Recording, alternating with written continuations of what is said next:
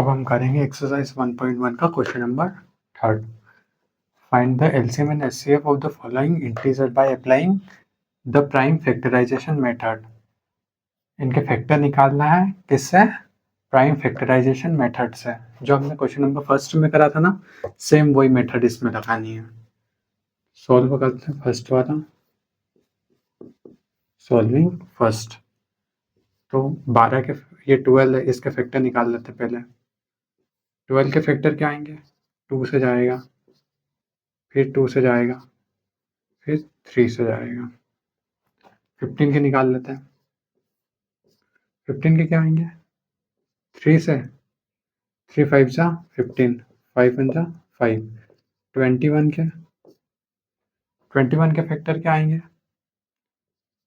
3 7 जा 21, 7 1 जा 7। लिख लेते हैं इनके फैक्टर्स। 12 के फैक्टर्स 2 इंटू 2 इंटू 3। 15 के फैक्टर 3 इंटू 5। 21 के फैक्टर 3 इंटू 7। ठीक है, अब इनका अपने को एलसीएम निकालना है। तो एलसीएम इक्वल्स टू, एलसीएम में जो कॉमन रहता है उसको एक बार लिखता है, और जो कॉमन नहीं रहता है उसको एज ए टेस्ट लिखते हैं। तो इसमें कॉमन क्या है? 3 कॉमन है। 3 इसमें भी है, इसमें भी है, इसमें भी है। तो 3 कॉमन है तो 3 को लिख देंगे। 3 इंटू, बाकी 2 तो नहीं है कॉमन, 5 भी नहीं है, 7 भी नहीं है, तो ये एज इट इज आएंगे। 2 इंटू 2 इंटू 5 इंटू 7, ये तो लिख लिए थे, एक ही बार लिखेंगे। तो इसका क्या आएगा?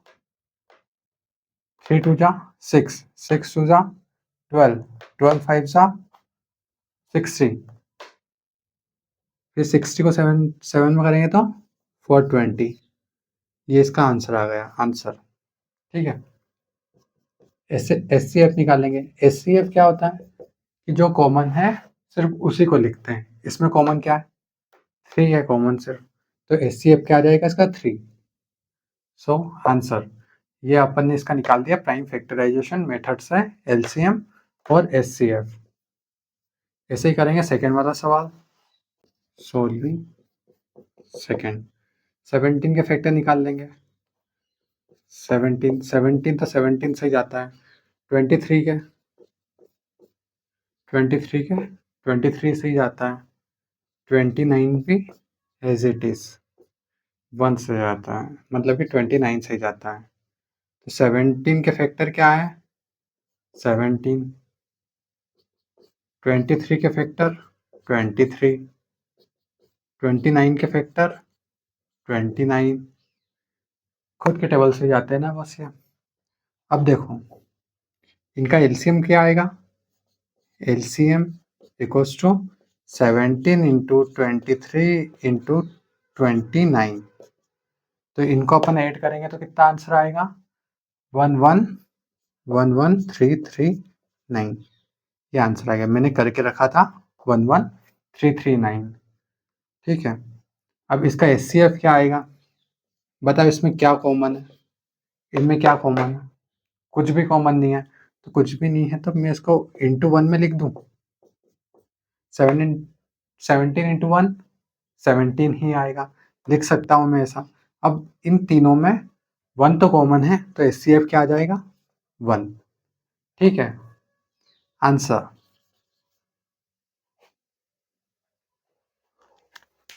अब करते हैं थर्ड वाला, सॉल्विंग थर्ड। 8 के फैक्टर निकालेंगे 2 से। सही है। 9 3 25 के 5 से जाएगा, 5 5 जा 25, 5 1 जा 5। इनके लिख लेते हैं। 8 के फैक्टर 2 इंटू 2 इंटू 2। 9 के फैक्टर 3 इंटू 3। 25 के फैक्टर 5 इंटू 5। एलसीएम निकालेंगे इनका। तो एलसीएम क्या आएगा? एलसीएम आएगा 2 into 2 into 2 into 3 into 3 into 5 into 5 question in सबको इंटू करने पे आएगा आंसर 1800। मैंने करके रखा था, आप करके देखना। HCF क्या आएगा बोलो, पहले वाले क्वेश्चन जैसे बोलो। कुछ भी कॉमन नहीं है, कुछ भी कॉमन नहीं है, तो इंटू में 1 लिख दूं तो कॉमन क्या आ गया 1। आंसर